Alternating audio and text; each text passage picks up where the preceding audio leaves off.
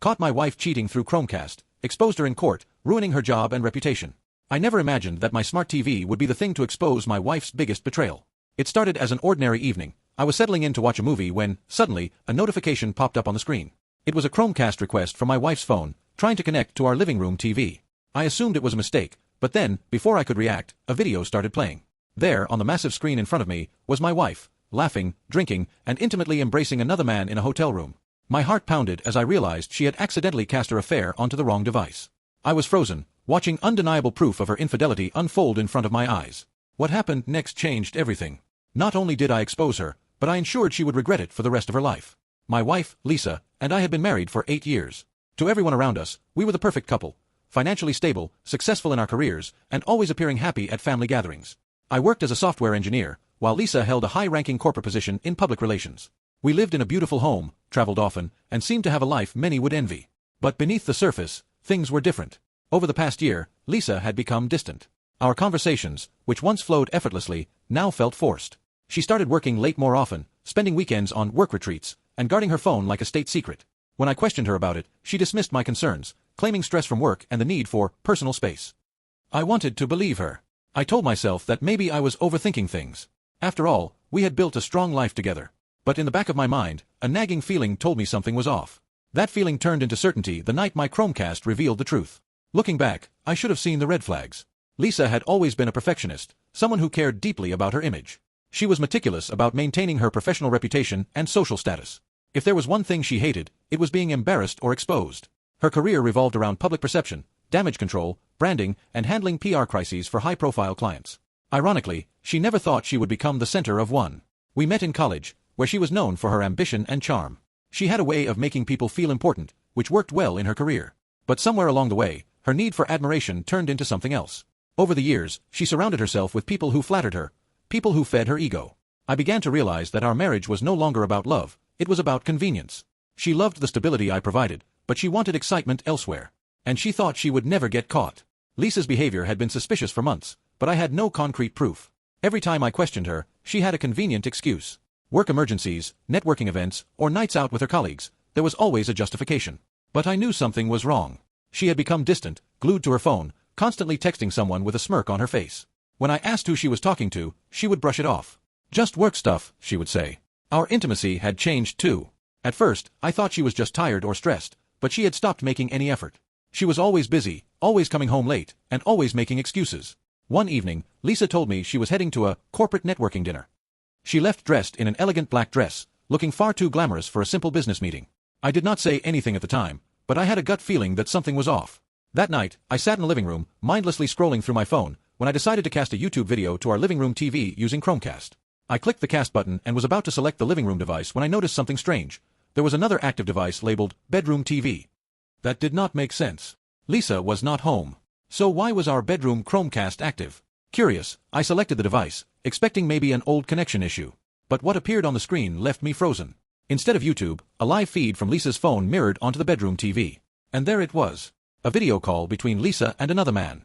Lisa was lying on a hotel bed, wearing lingerie, her face glowing under the dim lights. The man on the screen was shirtless, grinning at her. I could hear their conversation as if they were in the room with me. "I cannot wait to see you again," the man said. "You have no idea how much I miss you." Lisa giggled. "Me too. I hate sneaking around, but I love how exciting this feels." My heart pounded as I watched in disbelief. Lisa, my wife, had been lying to me for who knows how long. And the worst part? She had no idea that her own carelessness had exposed her. I quickly grabbed my phone and recorded the screen. This was all the evidence I needed. At that moment, a storm of emotions ran through me: anger, betrayal, humiliation. I wanted to smash something, but I knew I needed to stay calm. I turned off the TV, grabbed my laptop, and started digging. Lisa had forgotten to log out of her email on my device.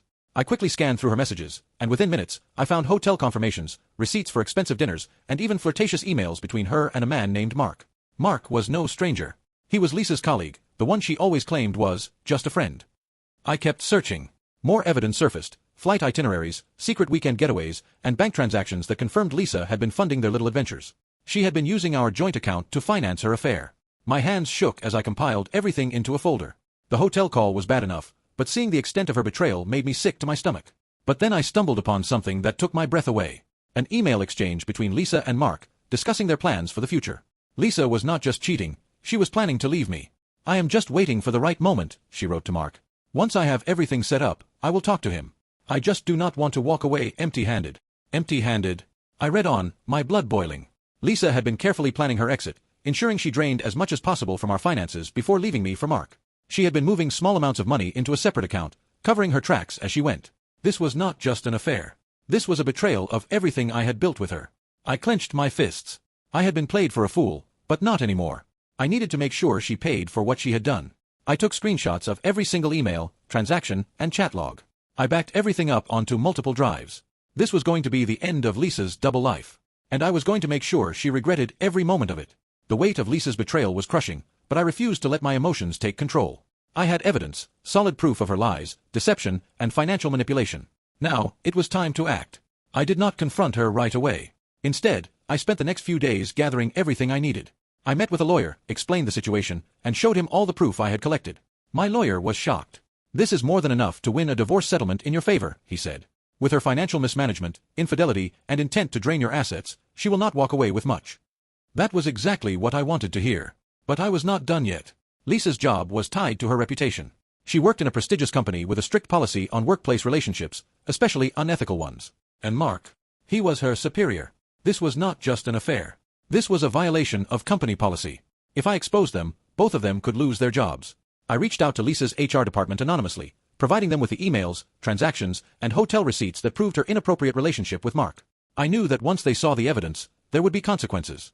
With everything set in motion, I waited for Lisa's return. That Friday evening, Lisa came home as if nothing had happened. She smiled at me, acting as though she had just come back from an innocent business dinner. "Hey babe," she said, dropping her bag on the couch. "How was your day?" I stared at her, my face unreadable. "Eventful," I replied. She did not notice my tone. Instead, she walked into the bedroom, humming to herself. I followed her, my hands in my pockets, my heart pounding with anticipation. I watched as she sat on the bed, taking off her earrings. "I am exhausted," she sighed. "Work has been insane lately." I took a deep breath. "How was the hotel?"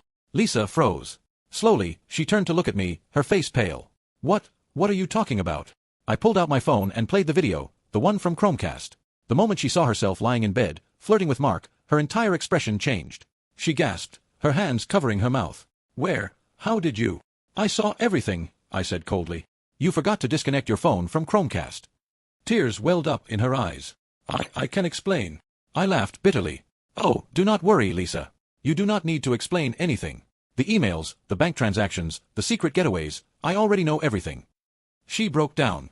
"Please, let me explain. It was a mistake. I was going to tell you." I scoffed. "Oh, I know. I read your emails. You were waiting for the right moment to leave, making sure you took as much as possible before walking away." Lisa's face crumpled in guilt and panic. "I never meant to hurt you. It just happened." I shook my head. "Save it, Lisa. You were not just cheating. You were plotting against me." She reached out to grab my hand, but I stepped back. "Please. We can fix this. I still love you." I looked at her with pure disgust. "You do not love me. You love what I provided for you. And now, you will lose it all." Lisa sobbed. "What do you mean?" I smiled coldly. "I filed for divorce. And thanks to your little financial scheme, my lawyer has ensured that you will not be getting much." Her eyes widened. "No. You cannot do this. I gave up so much for this marriage." I raised an eyebrow. "Did you? Because from what I saw, you were pretty eager to throw it all away for Mark." She shook her head frantically. "Mark does not mean anything to me." I crossed my arms. "Really? Then I am sure you will not mind that your company now knows about your relationship." Lisa's face drained of color. What do you mean?" I smirked. "I sent everything to HR. Mark was your superior, and your relationship violates company policy. Expect some consequences." Lisa fell to her knees, sobbing uncontrollably. No, this cannot be happening." "Oh, it is happening," I said, my voice ice cold. I grabbed my car keys and walked to the door. "Pack your things, Lisa. I want you out of this house by morning." She wailed behind me, begging for another chance. But I did not care. She had made her choices. And now, she was going to face the consequences. Lisa did not take the news well. The moment she realized I was serious about ending our marriage, she broke down completely. Tears streamed down her face as she begged me to reconsider. She swore she would end things with Mark, promised we could go to therapy, and even tried to remind me of the good times we had shared. "You cannot just throw away everything we built together," she sobbed. "I made a mistake, but I love you. Please, do not do this." But her words felt empty. The damage was already done. I had spent years believing we had a strong and loving marriage, only to find out she had been betraying me behind my back. Every memory, every shared experience, every moment of trust, shattered. By the next morning, I had packed her things and left them by the front door. She refused to leave at first, clinging to the hope that I would change my mind, but I remained firm. "Lisa, you need to go," I said coldly. "I will not repeat myself." Eventually, she had no choice but to gather her bags and walk out the door. The fallout from my actions was swift and brutal. Word spread quickly about Lisa and Mark's affair, especially in their workplace. The company launched an internal investigation, and given the overwhelming evidence, screenshots, messages, videos, and even testimonies from their colleagues, they had no choice but to terminate them both. Lisa lost her job instantly. Mark, who had thought he was untouchable due to his senior position, faced the same fate. But it did not end there. His reputation was completely destroyed. News of the scandal made its way through his professional network, and soon, he found himself blacklisted in his industry. No one wanted to be associated with someone who had not only engaged in workplace affairs but had also misused company resources to fund his personal escapades. The worst part for Lisa? Mark refused to take responsibility for anything.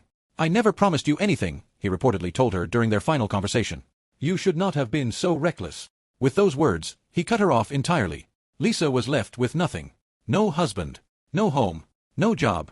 No affair partner. She tried reaching out to mutual friends, hoping for sympathy, but most of them had already heard what she had done. She had betrayed me in such a cruel way that they wanted nothing to do with her. Some of them sent me messages of support. "I cannot believe she did that to you," one friend wrote. "You deserved so much better." Another said, "You handled this perfectly." She ruined her own life. And honestly, they were right. Lisa had made her choices, and now, she was living with the consequences. The divorce process was surprisingly smooth. Lisa had no leverage, and I made sure she knew it. With all the evidence I had, there was no way she could fight for a favorable settlement. My lawyer ensured that I kept the house, my savings, and all my major assets. Lisa had initially wanted alimony, but given the circumstances of her infidelity and the fact that she had been fired due to her own actions, she had no legal ground to stand on. She walked away with only a fraction of what she had expected. For months, she kept trying to reach out to me. She sent long, emotional messages about how she had made a mistake, how she wanted to fix things, and how she still loved me. But I never responded. She even had her sister call me, pleading on her behalf. "She knows she messed up," her sister said. "She just wants a chance to explain." But I was done listening to her excuses. Lisa had destroyed our marriage with her selfishness and deception. There was nothing left to fix. After the divorce was finalized, I focused on rebuilding myself. I went to therapy, which helped me process everything that had happened. The betrayal had left deep emotional wounds, but with time, I started to heal. I also threw myself into new hobbies. I traveled, explored new places, and reconnected with old friends. I had spent so many years building a life around Lisa that I had forgotten who I was as an individual. But now, I was rediscovering myself. One evening, as I sat on my balcony with a glass of whiskey in hand, I received a text from an unknown number. "I lost everything. Are you happy now?" I stared at the message for a moment before deleting it. Yes, I was happy. Lisa had made her choices. And now, she had to live with them. If you enjoyed this story, make sure to like this video, subscribe to the channel, and hit the bell icon so you never miss an update.